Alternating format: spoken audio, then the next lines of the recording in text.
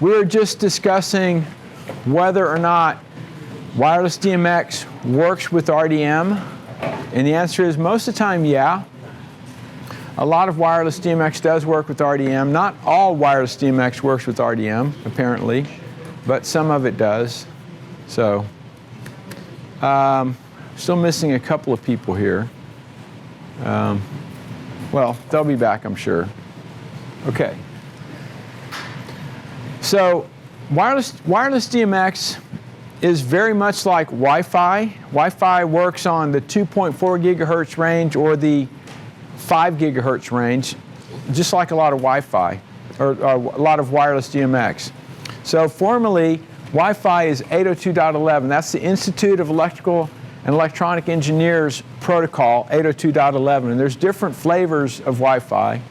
But when you're in Wi-Fi, what you call, you can go in and configure it, and you can name your Wi-Fi. That's called the SSID, the Service Set Identifier.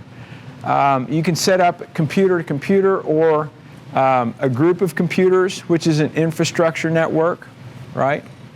Now, when it comes to commercial Wi-Fi, there's 802.11a, which was the first version, and it works on the 5 gigahertz range. The 5 gigahertz range can go about 150 feet with under ideal conditions with commercial Wi-Fi.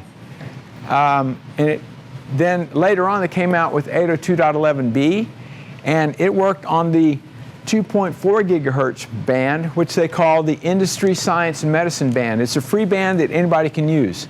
So the fact that anybody is allowed to use the 2.4 gigahertz band means that it's a crowded band. There's lots of, and the more Internet of Things that we have, the more video doorbells and Internet-connected refrigerators and washing machines, the more crowded that band is going to become. I had the problem at home where I had trouble with my Wi-Fi dropping out, so I went out and I bought a mesh router. A mesh router has multiple transmitters, receivers that work together, and it's much better results. But the reason I had to do that is because all of my neighbors have very strong Wi-Fi signals, and I was losing my signal. So then the 802.11g also works on the 2.4 gigahertz band. And notice that 2.4 will go further. It's higher in frequency. So with the commercial Wi-Fi, it'll go about 300 feet line of sight under perfect conditions. And then 802.11n is typically what the most modern routers are today. And most of the time, these are dual band routers. They will work on both the 2.4 gigahertz and the 5 gigahertz. So I have an N router at home. Before I got my mesh router, my router was an N router. And it transmits both on the 5 gigahertz and the 2.4 gigahertz band. Because 5 gigahertz has more bandwidth, then when I'm close to it, I would jump on the 5 gigahertz signal. When I'm further away, like upstairs working in my office, I will jump on the 2.4 gigahertz band because it goes further, so you get a better signal that way. And then they now have AC routers, which have a huge amount of bandwidth, 1 gigabit, and those are dual band routers as well, So now, and when it comes to the 2.4 gigahertz band, and this is true of commercial Wi-Fi or with wireless DMX. In the 2.4 gigahertz band, there are 14 different channels. And typically the way it works is when you set up a commercial Wi-Fi router, you will connect to the router on your laptop or computer, and you navigate to a browser, and you type in the IP address of the router to open up a configuration page. And that allows you to name your SSID, to set a password, and it also allows you to tell it which channel to transmit on. So in North America, you can use anywhere from 1 to channel 11. You're not allowed to go on channel 12, 13, or 14. But here's the thing, is that with commercial Wi-Fi, when you're transmitting on one channel, you're spilling over 2 channels on either side. So channel 1 spills all the way to channel 3. Channel 6 spills all the way from channel 4 down to channel 8. And channel 11 spills from channel 9 down to channel 13. So if you have a lot of traffic on channel 1, for example, like at your house, if there's a lot of Wi-Fi, your neighbors have strong Wi-Fi, and you can look and see what channel they're on. There's software to tell you that. If you find there's a lot of traffic on channel 1, in order to get away from the traffic on channel 1, you have to go all the way to channel 6. And to get away from the traffic on channel 6, you have to go all the way to channel 11. Now, the only band that's not being occupied is channel 14. And at least one wireless manufacturer, City Theatrical, has figured out, they figured out a way to allow the use of channel 14. They got a variance from the government to allow them to transmit on channel 14. And that's John was talking about how they use fixed frequency transmission. So yeah, if you set the transmission channel to channel 14, guess what? There's no traffic there because it's not used in North America. So that's one way that they get around the issue of a lot of interference. It's because there's no interference on channel 14. And so, it's interesting to see how all these wireless DMX manufacturers are coming up with different ways to make their systems more reliable, and that's an example of that. Okay? Now, if I wanted to find out where all the traffic is, I'm going to shut this off. Whoops, that's not what I meant to do. Quit that, and then go here. So I have this software program called Wi-Fi Scanner. So if I open that up, then it goes out. It's using the wireless receiver on my laptop, and it's scanning all the Wi-Fi in this room. And because this is Los Angeles, you can see there's a lot of traffic in this room, a lot of wireless in this room. So it tells you all of the Wi-Fi, and it graphs it out for you. So you can see this is the 2.4 gigahertz band. This is the 5 gigahertz band. And it's very typical that you'll have a lot of traffic in the 2.4 gigahertz band, but much less in the 5 gigahertz band. Another way is there are devices that allow you to scan the airwaves. Now, this will scan for Wi-Fi, but this is a what's it? Sorry? RF meter. Well, yeah, it's an RF meter, but the particular brand or name of it is it's a spectrum analyzer. Okay, I thought this was a what's it called? A wireless ranger? Or no? Okay. Well, anyway, this one says, and I've never used this one before. Zach just handed it to me because they use it here. But this one says it's an AIM TTI PSA 2702. It's a 2.7 gigahertz RF spectrum analyzer. So basically what this is doing is this is scanning all of the electromagnetic radiation in the room across the spectrum. So I don't know how well you can see that, but it just shows you spikes of, how much RF there is in the room. So these are tools you use if you have an important gig and you want to use wireless. You should do a wireless survey. In other words, you come into the room and you look and see where all the traffic is, and then you try to set up your wireless to avoid all the traffic. That's one of the tools you can use. So that's really interesting. Now, this shows all the Wi-Fi, but this shows all of the radio energy in that spectrum. Okay? So, but if we look at the Wi-Fi, because this is contributing as well, you can see that we've got a lot of traffic on channel 1, and notice that it spills all the way to channel 3. There's a lot of traffic on channel 6. There's a lot of traffic on channel 11. Now, somebody has set up their Wi-Fi to channel 9. So channel 9 is getting interference from both all the devices on channel 6 and all the devices on channel 11. Probably not the smartest thing in the world because they're getting clobbered from both sides, right?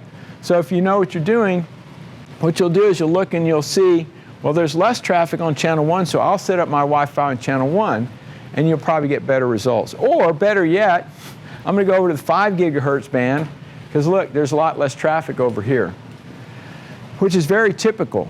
You know, all of the, well, a lot of the Internet of Things are on the 2.4 gigahertz band. And you know what else is on the 2.4 gigahertz band? Microwave ovens, cordless phones, that kind of stuff, you know. So you can look and see there's a lot of things on channel 11. There's things on channel 6, channel 1, and this one is on channel 9. That's somebody's Android is on channel. Is that you? Okay. So there you go. Let me go back to our regularly scheduled program. So now, the further you're trying to transmit, the less throughput you're going to get. So if you have an option, try to get the transmitter and receiver closer together. The further you're trying to transmit, the longer it takes, the less bandwidth you have. And when they talk about distances, you know, when they say that the 2.4 gigahertz band will go 300 feet, the speed that they're talking about, when they say up to 1 gigabit per second, that's really for 100-foot transmission distance. Now there are signal repeaters. You can buy 2 Wi-Fi routers, for example, and put one in bridging mode. And what that'll do is it'll take the signal and rebroadcast it. But that takes some time, it adds some latency, and it narrows the bandwidth. So if you want to go further, you can get a repeater, but just know that you're going to have less bandwidth. Now, put the transmitters high for best results. Normally, what we're going to do is just like that. There's a transmitter on that table back there. That's probably 3 feet off the ground. The ideal height is probably 8 feet. If you can put the transmitter 8 feet off the ground, you're going to get much better results. Why? Because number one, it's better line of sight, and number two, that's just the way you get the best signal reception at the receiver. So try to put the transmitters at least 8 feet off the ground. If you put the transmitter on the floor, then it's not going to work as well as if you elevate it. This antenna, yeah, question? Question, yeah. Can you explain the difference or about like the difference between CRMX and WDMX? Yeah, so CRMX, those are, so there's really 4 main wireless DMX manufacturers in the world. There's Lumen Radio, there's WDMX, there's City Theatrical, and there's RC4. So when, and correct me if I'm wrong, but I believe that the Elation product, they are buying it OEM from WDMX, so they're using their technology.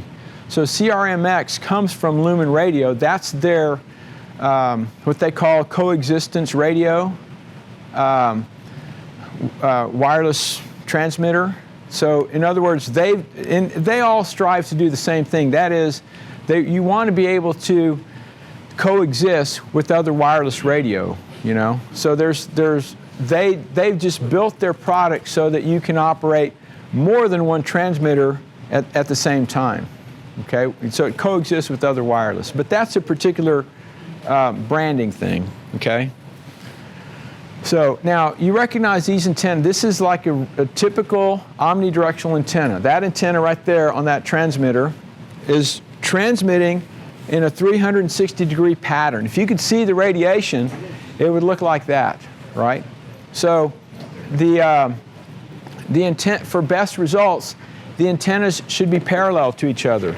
If I have a transmitter and a receiver and the antennas are parallel, then you're getting the best results, right? On the other hand, and I used to think this too, like when I got a wireless transmitter, I looked at the antenna and I went, hey, wait a minute, wouldn't it be better if you aimed it that way? No, that's the exact wrong thing to do, because the radiation is going up and down and that way, but none of it's going that way. See, there's no radiation going up. So you don't want to droop the antenna or aim the antennas like that, you want to put them that way, you know. Now, sorry. They also make directional antennas. Some antennas are designed to radiate in a 360-degree pattern. Others are polarized and are made to radiate in a particular direction. So, and also, for best results, you want to put the transmitter away from hard surfaces like walls and ceilings. If you put a transmitter or receiver close to a hard surface, especially if it's a shiny surface. Why? Because wireless behaves very much like light. And you get a hard surface that reflects light, and it blinds you, right? Well, the same thing happens with wireless, except with wireless what it does is you get an outgoing signal and a reflection, and you get reinforcement and cancellation, and it doesn't work well. So try to avoid those hard surfaces, okay? So put the transmitter at least 8 feet above the ground. Now some antennas are polarized. So pay attention to, if you're going to swap the antenna, you might have to pay attention to the polarity markings on the antenna and orient them properly. So things that absorb water, or sorry, things that have a lot of high water content will absorb radio signals. You know, our bodies are made of 75% water. Plants have high water content. You know, things with high moisture content absorb signal. Trees, those kinds of things. So if you're trying to blast a signal through a forest, it's not going to work very well. You know, that's one of the reasons we try to elevate the signal. Use the correct kind of cable, because if you have a remote antenna from the transmitter, you can do that. But you make sure you have you have to match the impedance of the cable to the transmitter and to the antenna, and make sure that that's all done properly. Now you do want to keep the cables as short as possible, because if you have coiled up cable, it's going to diminish the signal. It's going to attenuate the signal. So wireless behaves very much like light does. It radiates out from the transmitter, but it can cast shadows just like light does, you know.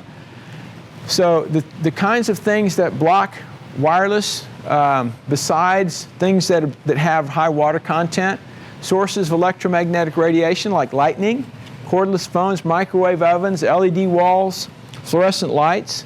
So those effectively reduce the distance that you can transmit wireless. And also signals can reflect off of metal and cause reinforcement and cancellation. A friend of mine was lighting a building in Mexico City, or in Mexico, and she had a bunch of wireless receivers around the building. All of them worked fine except for one.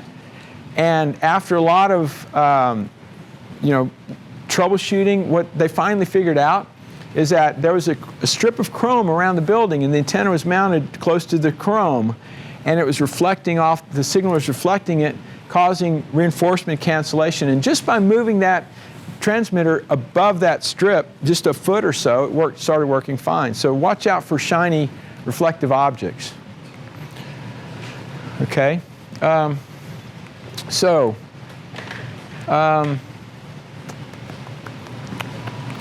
Oh, now, some wireless DMX has the ability to adjust the output power. And some of them are very powerful.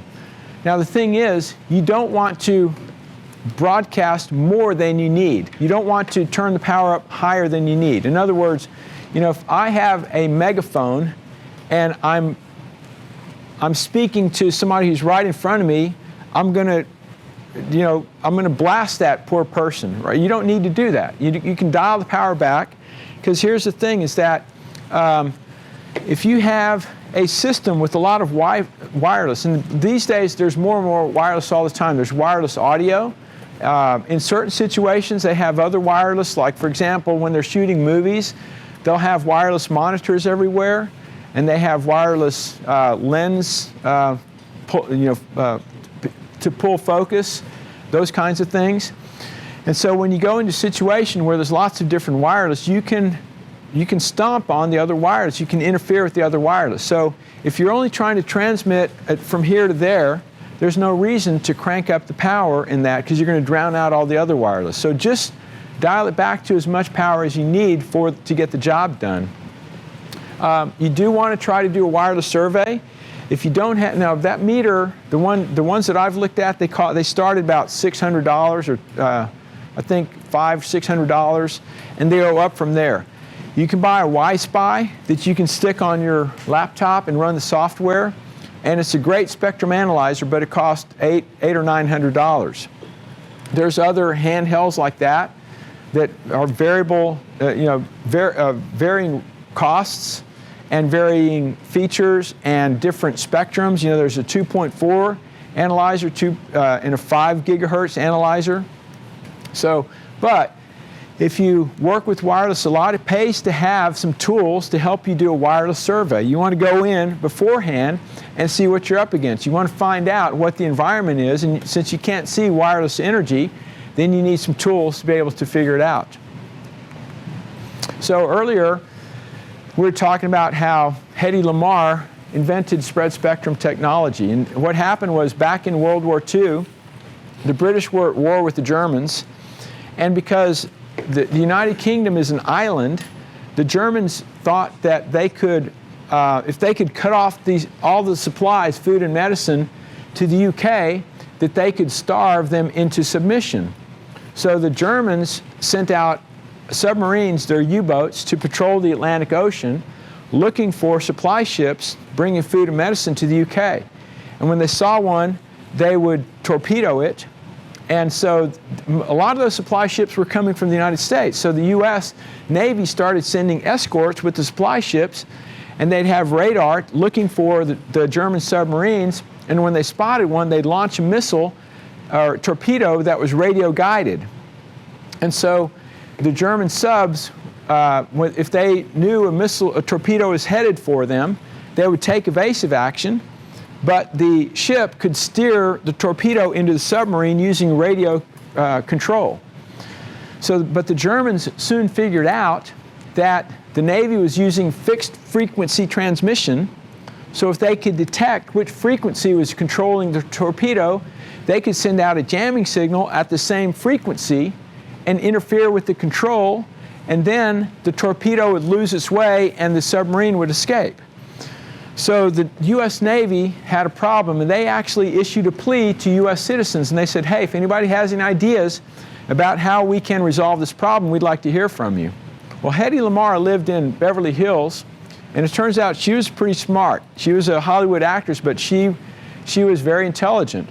Her and her neighbor across the street, a guy named George Antel, got together, and they decided they were going to solve this problem. So what they came up with is, if you think about how a player piano works, a piano that plays by itself with the paper roll, the way a player piano works is that the roll has holes punched in it, and when the hole lines up with the key, it strikes that key. So they figured, well, hey, why don't we take a player piano roll and put one on the transmitter and the same piano roll on the receiver, and as long as they turn in sync with each other, when the holes line up, we'll transmit on that channel. So they were hopping the frequency of transmission, so they were in sync, but constantly changing channels. So they spread the signal out, made it spread spectrum, and that way, even if the Germans could detect which channel it was being transmitted on, by the time they figured it out, it'd be gone onto the next channel. And so they took the idea to the Navy, and the Navy actually turned them down because, what do you know? You're Hedy Lamarr, you're an actress, you don't know anything about technology, you're a woman, So they turned them down, but Hedy Lamarr actually patented the idea after the war was over in the 1950s, and she held that patent until the day she died in 1989. And that is the technology behind the cell phone and behind adaptive frequency hopping, spread spectrum, wireless DMX. So it's thanks to Hedy Lamarr that we have that. So, but that's how that works, okay? Now, there are directional antennas also. We were talking about earlier how somebody wanted to transmit 900 meters. Well, you can transmit 900 meters if you have a directional antenna. Think about since wireless behaves like light, so if you have a light bulb like in your house, just a regular household light bulb, light goes in every direction. If you can take that light and put a reflector behind it and collect all the light and redirect it out the front, then it becomes brighter and it goes farther, right? So if you can do the same thing with wireless DMX or Wi-Fi for that matter. If you take all that energy that's being radiated around this way and you redirect it that way, then it becomes a stronger signal that goes farther. It's like if you take the zoom on a fixture, if it's wide, it's not as bright as if you can collect it and narrow it down and make it brighter. So the same thing happens. So they have panel antennas that look like that. There are Yagi antennas, which look like that. And now in this case, you do want to aim them in that particular direction because that's a different type of antenna. But these are specialized antennas that are designed to go further distance and have a stronger signal. So in most wireless devices like that antenna, you can unscrew off the back and you can put in any kind of antenna you want onto that particular unit. So, any questions, comments? So let's see, how much time do we have? We have about 30 minutes. So we have a wireless transmitter.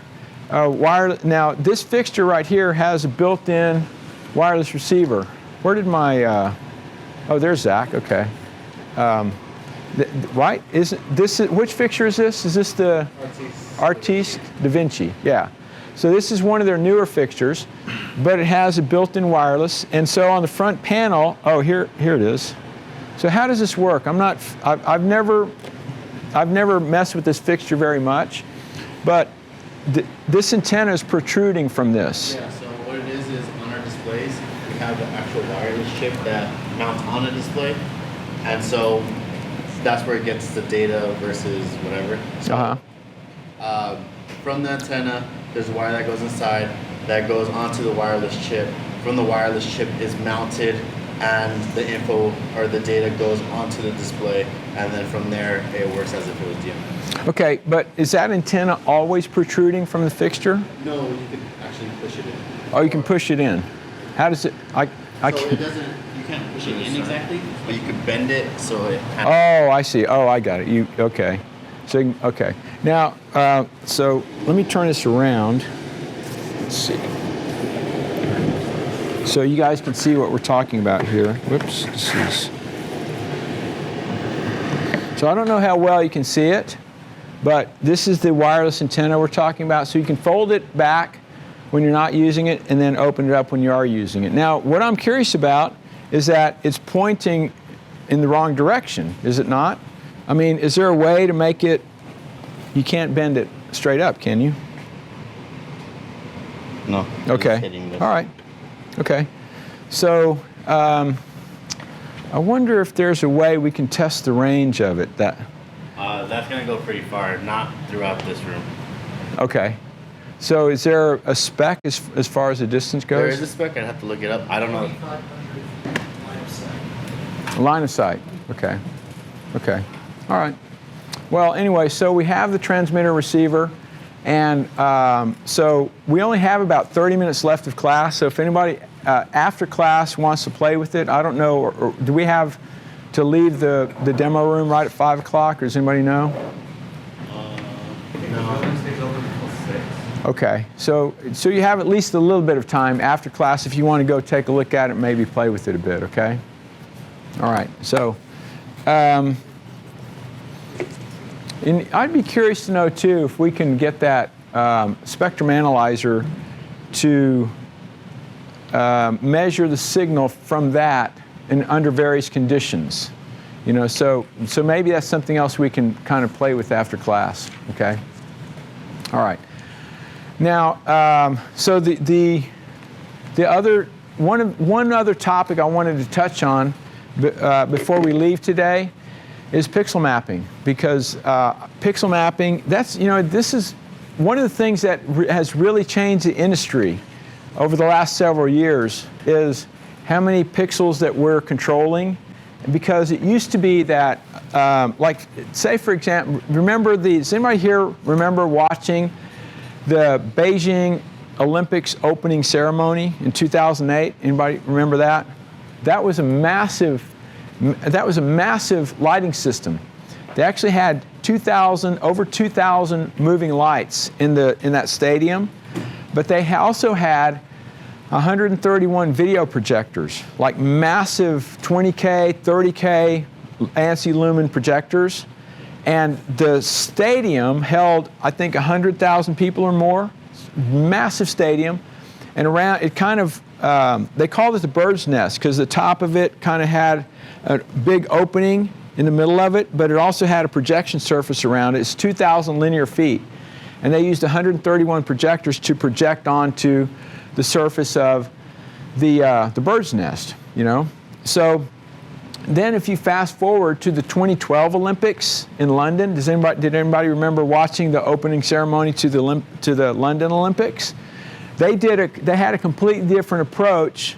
Instead of using video projectors, what they did is they pixel mapped into the seating area. So every seat had a tablet, a pixel tablet. It was there was 3 RGB LEDs that are about that big, that tablet about that big. There's 3 RGB LEDs that way and 3 that way. So there's 9 RGB LEDs on a tablet, and there was 1 in every seat. And there was 70,500 seats. So what they did is they pixel mapped into the seating area. Now, in order to do that, what that meant is they effectively built an Ethernet network into every seat of the stadium. You know, every seat was a node in the network. It was a massive node. So 70,500 times 9 times red, green, and blue control channels. So we're talking about, I think it's close to over 600,000 control channels just for the video alone, you know.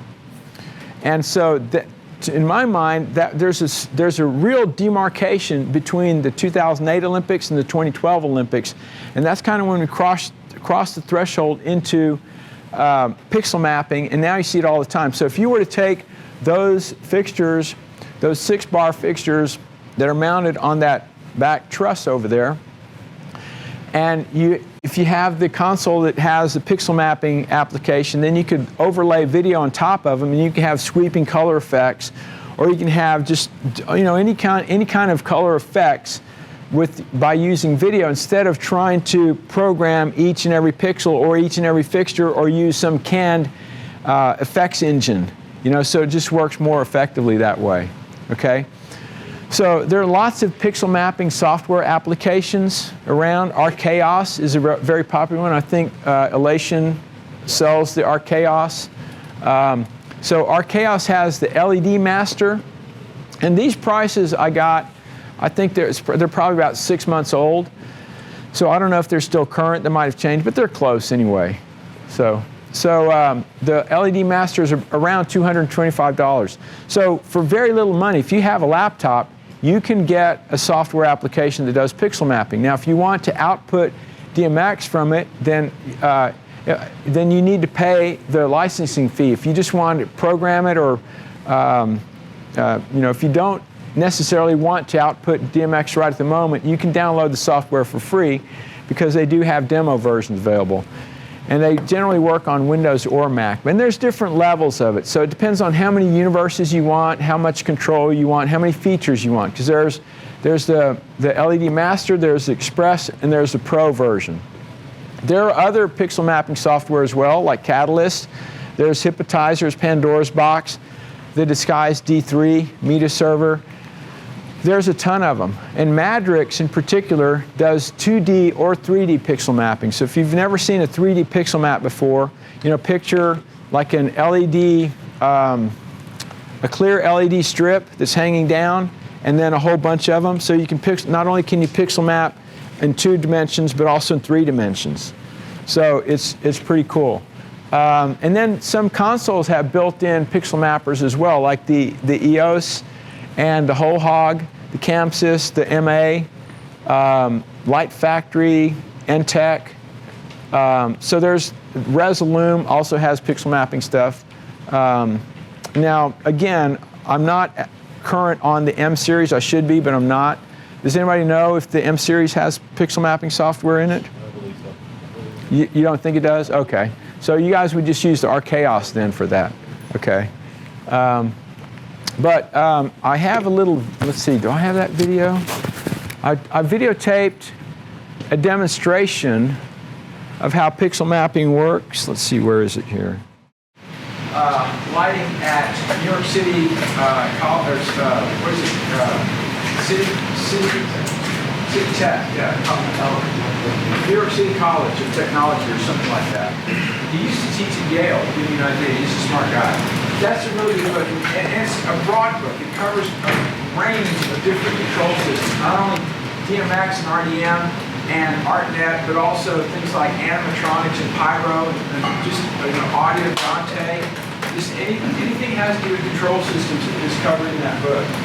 Rock Solid Ethernet is an excellent book to learn about networking. I've been programming computers since I was 15 years old, but up until maybe 10 years ago, 8 or 10 years ago, I really didn't know much about Ethernet or networking until I read that book. And that book is an excellent way to get up that learning curve, because there's a learning curve when it comes to learning about Ethernet, and that's a very good book. And it's written by Wayne Howell, and he's the same guy who invented ArtNet. And then Recommended Practice for DMX 512 by Adam Bennett. That's the book that I've been referencing throughout our discussion of DMX. It's a very short read. You should be able to read it in an hour or 3. And it's full of great information, and it's free, so download it, read it. Electricity for entertainment, electronics, and technician, that has nothing to do with what we talked about. I don't know why I put that in there. Well, I do know why, because I teach another class and I just copied and pasted and I forgot to delete it.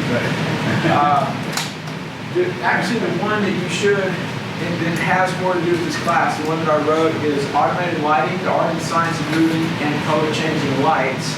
That's one I was telling you that took me 3 years to revise. That's very current right now. So that's the book that covers DMX, RDM, it covers Ethernet, it covers ArtNet, it covers streaming ACN, it covers control programming workflow. So it's got a lot of relevant information to what we're talking about. There are a lot of great magazines. One of my favorites is Protocol Magazine. It's a highly technical magazine. A lot of the articles are very technical in nature, but they're very good sources of information. It's a quarterly magazine. It's a free subscription. I highly recommend that you subscribe to it. Lighting Sound America, PLSN, Lighting Sound International, those are all industry publications. If you're not reading some kind of industry publications, you're missing out, because there's all kinds of information about new products, about new technologies, about what your friends are doing in the industry, what kind of gear is being used on different shows and all that kind of stuff, so take advantage of that. I used to make a lot of video shorts. I have a Vimeo channel. I don't do as many now because they're very time consuming, but there's still some videos that you might be interested in, so check that out. And then I also have some websites. These are all my websites, and I also have written some apps. So, for example, if you're studying for the ETC certification exam, there are some apps that you might find of use there. And then lastly, I do have a newsletter. And I try to send a newsletter out at least once a month, but I don't always send one out once a month, because if I feel like I have nothing to say, I'm not going to send a newsletter just for the sake of sending it. But I always try to include useful information, maybe something humorous or entertaining. So if you're interested, please sign up. You can always unsubscribe, won't hurt my feelings, but there's lots of ways to subscribe to that. Okay. Now, one last thing before you go, there are some magazines and wall planners. If anybody's interested, Lighting Sound America, and some wall planners here. And then also, don't leave without your signed certificates. Okay, these are your certificates of attendance. So if you're coming back tomorrow, you're not going to get a certificate today, you'll get one tomorrow. Otherwise, I want to thank you all for attending. I hope you've enjoyed it. I hope you learned something, and I hope we can do it again. Okay?